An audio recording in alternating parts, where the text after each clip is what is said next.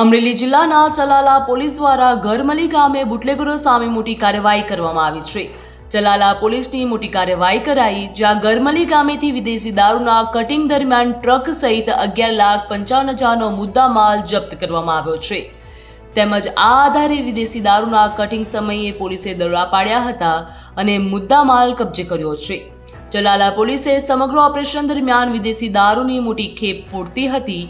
એક આરોપીને ઝડપી પાડ્યો હતો. ટ્રક સહિતનો મુદ્દામાલ કબજે કરવામાં આવ્યો. પોલીસ સૂત્રો મુજબ દારૂનું કટિંગ કરતા આરોપી પૈકી 4માંથી એક આરોપીને પોલીસે પકડી પાડ્યો છે. બાકીના 3 આરોપીઓ હજુ ફરાર છે. પોલીસ દ્વારા ફરાર આરોપીઓની શોધખોળ હાથ ધરવામાં આવી. દારૂની બોટલો અને ટ્રક પણ પોલીસે કબજે લઈ લીધી છે. હાલ કેસની વધુ તપાસ કરવામાં આવી રહી છે અને પોલીસ દ્વારા આગળની કાર્યવાહી પણ હાથ ધરવામાં આવી. આ પ્રકારના ગુનાઓ સામે પોલીસમાં સઘન પગલાંથી સંદેશ જાય છે કે કોઈ પણ વિરોધી પ્રવૃત્તિઓ થતી હશે તો તેની છૂટછાટ મળશે નહીં.